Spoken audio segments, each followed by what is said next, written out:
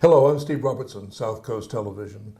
The balloting is underway now for positions on Victor Harbor Council. In fact, the ballots have been mailed out. People will fill them out at home and then mail them back in or drop them off at council offices.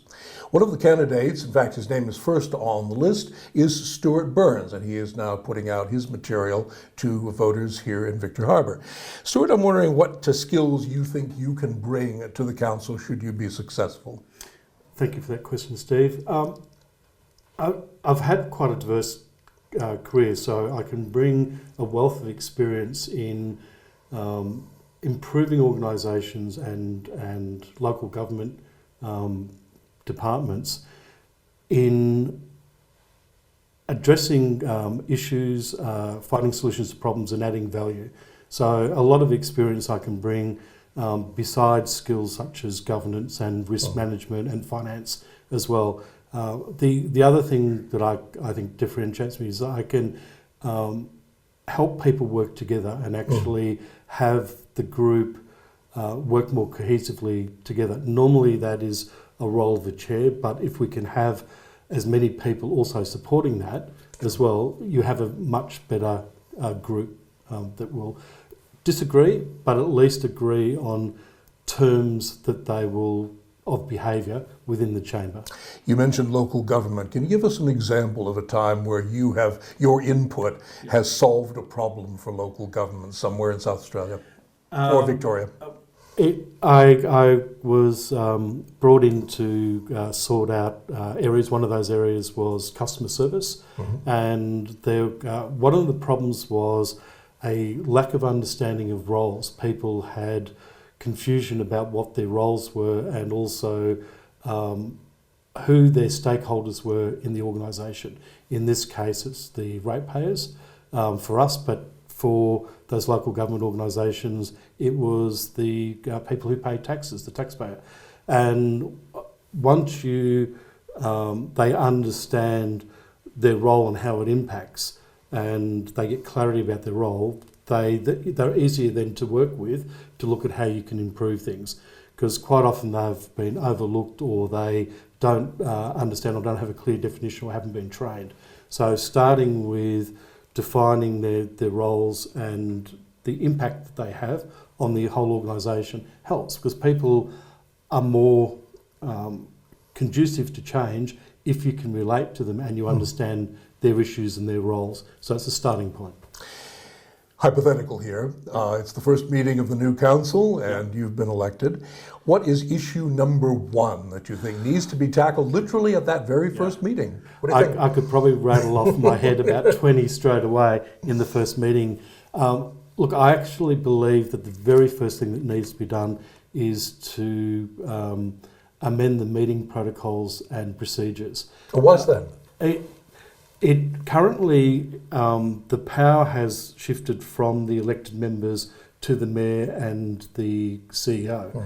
And I'd like to realign it back to legislation so that the people who actually have the votes, who do the debating, and the environment is around the elected members. So part of that is not only the procedures and protocols, but looking at the roles of the mayor, the CEO and council staff in chamber meetings.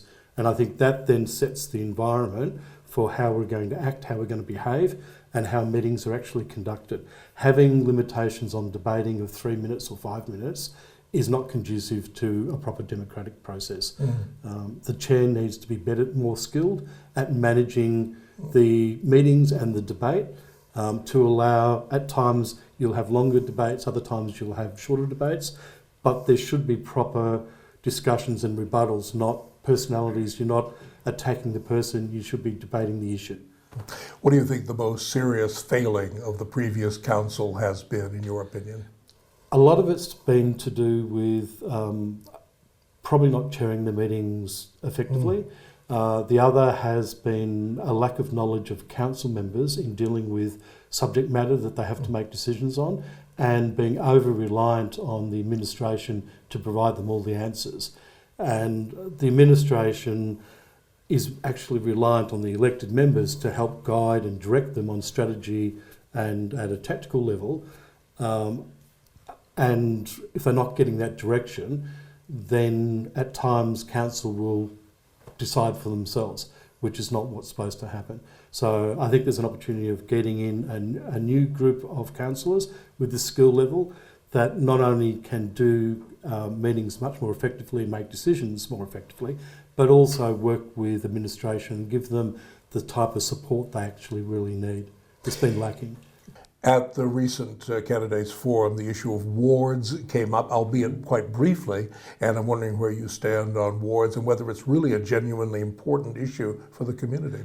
I support wards. I also strongly believe that it's important that we have wards for a couple of reasons. One is the size of Victor is ideal to have wards because you have better representation of the residents in your area and more accountability of the councillors than what you have with just having a large area representation. The other advantage is that you can also communicate back. You can be used as a to improve communication from the council, in that you can talk to people. It's not just always getting their view. You can actually go and talk to people and give them feedback as well, which I think is important. One of the key things I see to be an effective councillor is you've got to be out and about and actually talking to the city and the people in it. You can't just be in the council chambers or at home and only turn up for meetings. I was wondering how you find out about the needs of the community if people don't bring those needs to your attention. Mainly through just getting out and talking to people. You really need to get a feel for the heartbeat of issues within the city. And quite often when you're out talking to people, they'll actually tell you a lot more about what's going on, what they feel. They don't always report it officially to councils, but in a social environment, when you're talking in a relaxed situation, people are more open and will open up. So they need to feel they can trust you and relax. If you are a councillor of their area, they're more likely to talk to you, especially if you start delivering and building up a reputation for actually doing things rather than talking about it. What are the practical implications of switching to a ward system? It takes a while, doesn't it? Well, it does. The next time that we can actually vote on it is probably the last year of the 4-year term, and it's every 8 years that you can vote on it. I think once they vote, it's more the Electoral Commission changing the back end and the systems, and probably retraining the councillors as to how it actually works in a ward as opposed to an area. Most of everything else still operates the same. Stewart Burns, thanks very much. Authorised by Stewart Burns, 34 Whalers Road, Encounter Bay. Spoken by Stewart Burns and Steve Robinson. Produced by SouthCoast Television.